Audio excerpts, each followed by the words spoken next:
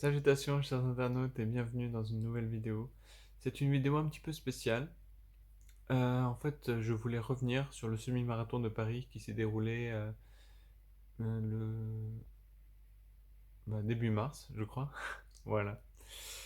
Euh, pour reprendre un petit peu le contexte, pour ceux qui ne savent pas, j'ai couru tous les jours de l'année 2021. Vraiment tous les jours, un bon rythme, environ 15 km par jour en moyenne. Donc j'ai fait vraiment un grand exploit. Je suis très fier de moi et j'ai eu d'énormes progrès, que ce soit endurance, physique, même mental. En juillet 2022, j'ai voulu reproduire la même chose, mais j'ai eu beaucoup de problèmes, dont notamment mon déménagement avec des travaux incroyables qui n'en finissaient pas, et forcément ma trésorerie en a souffert. Bref, je me retrouve seul dans un coin, dans un coin coupé un peu de tout. Et il y a des bons et des mauvais côtés, mais les mauvais côtés s'accumulaient. Du coup, j'ai eu une petite phase de morale bas, on va dire. Néanmoins, je n'avais pas oublié que j'étais inscrit au semi-marathon et je devais participer de toute façon, quoi qu'il arrive. J'ai essayé de courir un petit peu en janvier et en février. Si je retrouve les photos, je vous le montrerai dans cette vidéo. Mais c'est ridicule par rapport à tout ce que j'ai fait en octobre, novembre ou décembre dernier. Comment passer de 450 km par mois à moins de 100 km par mois en janvier-février? Donc c'est ridicule. Je me suis dit, je vais jamais faire le semi-marathon, je vais jamais le réussir. Et j'étais fatigué en plus ce jour-là. Je me suis dit, non, c'est impossible. Mais il y avait une petite voix à l'intérieur de moi. Je savais que ma mère et ma fille allaient venir me supporter en plus. Ma fille qui m'appelle Super Chat n'arrêtait pas de crier mon nom, Super Chat, Super Chat, allez Super Chat. Du coup, je pouvais pas avoir des supporters aussi fantastiques et les décevoir.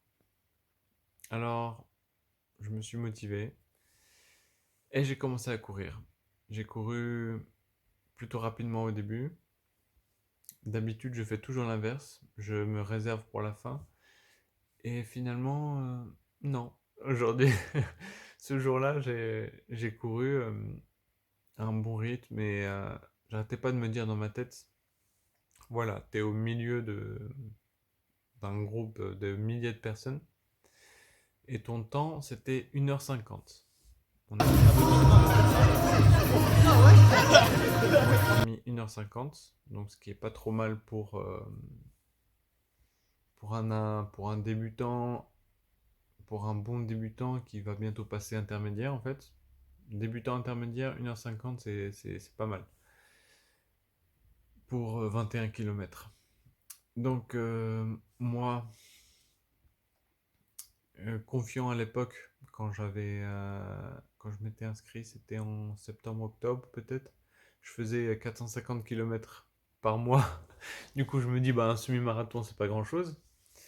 J'ai mis 1h50 et du coup, dans mon sas, bah, j'étais au milieu de milliers de personnes qui avaient pour objectif de courir 1h50.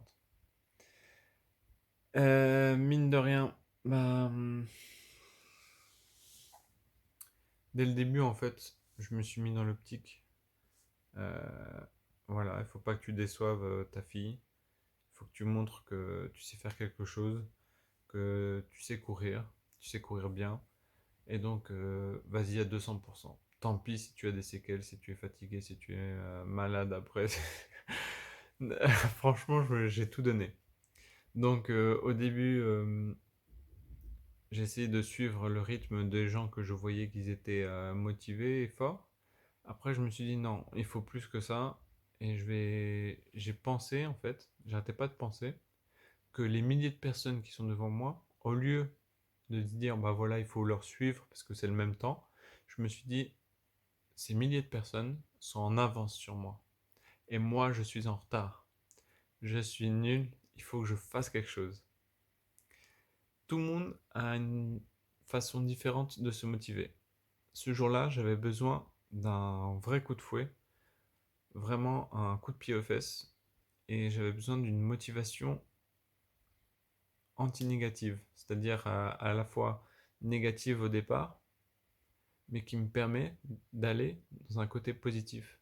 Donc je me ne pas reproduire si vous vous connaissez pas. Il y a des motivations différentes, donc il faut vous connaître avant de procéder à certaines motivations. Ce jour-là, je savais que j'avais besoin de me dénigrer pour me rebooster. Du coup, je me disais, bah voilà, je suis en retard, je suis nul, il faut que je dépasse un tel, il faut que je dépasse un tel, il faut que je dépasse tous. Donc dans ma tête, je voulais tous les dépasser, tous ceux qui étaient devant moi. C'était difficile, j'étais très fatigué, mais mine de rien, kilomètre après kilomètre, même si je sentais travailler mes cuisses, bizarrement, à chaque fois mes footings, je sens travailler mes pieds, mes mollets, parce que à cause de l'endurance, à force de courir tous les jours, je sentais mes mollets et mes pieds le plus souvent. Et ce jour-là, j'ai senti mes cuisses. Ça veut dire que je travaillais plus la vitesse que l'endurance. Donc c'était bon signe. Et je me suis dit, bah c'est juste des muscles.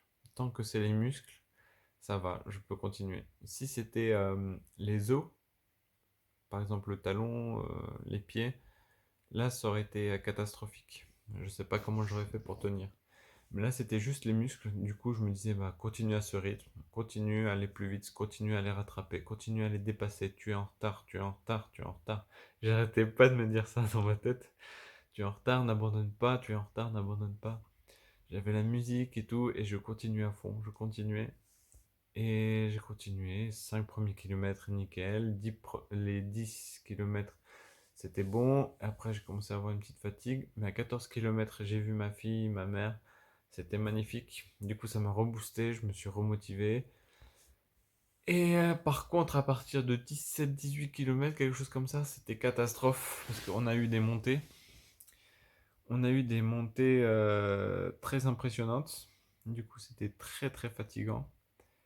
Et quand je me faisais dépasser par une ou deux personnes, à chaque fois, ça me mettait en colère et ça me reboostait. Et vers 17-18 km, un autre drame s'est produit. Je cours avec mon téléphone, avec la musique dans les oreilles et avec une application pour voir quel temps et à quel rythme je cours. Et là, c'était le drame. Plus de batterie. Tout s'arrête. Je n'ai plus de musique, plus d'application, plus rien. J'ai un téléphone vide et des écouteurs qui ne servent à rien. Du coup, ça m'a un petit peu déprimé. Et ça a joué sur mon moral et sur mon physique. Du coup, j'ai commencé à ralentir un petit peu. Et j'étais très très fâché. Mais j'ai rien lâché. J'ai rien lâché, j'ai continué. J'ai continué et c'était par-delà la souffrance. J'ai quand même réussi. Et une fois que j'étais arrivé à 20 km 800, quelque chose comme ça, il restait 300 ou 400 mètres. Je me suis dit, allez, un petit coup de sprint, un petit coup de sprint. Et j'y arrivais pas. J'en pouvais plus. J'avais un point de côté. J'étais fatigué. Et quand j'ai vu au loin le panneau 100 mètres, là, éclair de feu, les dernières réserves, tout a explosé en fait. Et je me suis donné à 3000% les dernières réserves d'énergie que j'avais. J'ai tapé un sprint, j'étais passé peut-être une trentaine de personnes. Et ça m'a fait plaisir. Et après, j'ai dépassé la ligne d'arrivée et j'ai terminé. Et j'ai terminé finalement. J'avais réussi. Donc, j'ai fini en 1h47 le semi-marathon de 21 km. Ce qui est vraiment bien. Déjà que 1h50 c'était mon objectif quand je courais tous les jours. Donc 1h47 alors que ces derniers temps c'était la catastrophe. Ah, j'étais très très très très content. Néanmoins, je me suis dit que j'aurais continué l'entraînement, j'aurais pu faire un meilleur temps. 1h45, voire peut-être un peu moins. Je me dis peut-être que l'année prochaine, je vais tenter 1h40, 45, quelque chose comme ça. C'est assez fou, mais pourquoi pas. Donc, quelles sont les choses à retirer de cette histoire? Bah, déjà que l'entraînement, c'est important. Il faut toujours continuer à pratiquer. Heureusement que j'avais encore de la mémoire musculaire par rapport à ce que j'avais fait en 2021. Je vais continuer à reprendre le footing. Et normalement, vous allez bientôt avoir la vidéo sur mes bonnes résolutions qui fait partie. Et franchement, le semi-marathon, c'était une très très bonne expérience. J'ai gagné une médaille. Mais ouais, c'est une très très bonne expérience. On voit un petit peu nos limites et comment repousser nos limites. La prochaine fois, ça sera le marathon, donc début avril. Si vous voulez venir en tant que spectateur, allez-y. Mais je sais pas encore comment je vais faire là pour le marathon, ça va être chaud. Il faut vraiment que je pratique.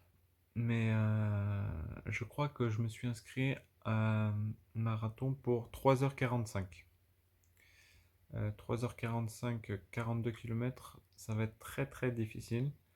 Mais, mais je pense que je peux le faire. Je pense que je peux le faire, il faut juste que je pratique. Et ça va le faire. Donc voilà, c'était ma petite anecdote pour le semi-marathon. Je n'ai pas bu beaucoup, malheureusement, pendant le trajet. J'avais du mal à courir à un tel rythme et boire en même temps. J'ai bu peut-être quelques gorgées dans une bouteille. Sinon, à la fin, j'ai bien mangé, j'ai bien bu, j'en pouvais plus. Mais voilà, très très bon souvenir. J'avais déjà couru une fois les 20 km de Paris, c'était en 2019. J'avais fait 1h57 pour 20 km, mais ça, j'étais en bonne condition physique, mais je m'entraînais pas pour le footing, donc c'était différent. Là, c'était mon premier petit exploit en tant que pratiquant du, de la course à pied. Donc, je suis plutôt fier de moi. J'ai pas trop de séquelles, mis à part pendant 2 jours, j'ai eu très très mal aux jambes. Je pouvais plus monter et descendre les escaliers, c'était catastrophe. Mais à part ça, ça va. Une grosse fatigue pendant 24 heures, mais c'est tout. Voilà, c'était juste pour vous partager mon expérience du semi-marathon et pour vous dire que bientôt j'aurai le marathon de Paris en début avril. C'est un dimanche, je crois le premier dimanche d'avril. Donc voilà, je vous dis à très bientôt pour une prochaine vidéo. Ciao ciao.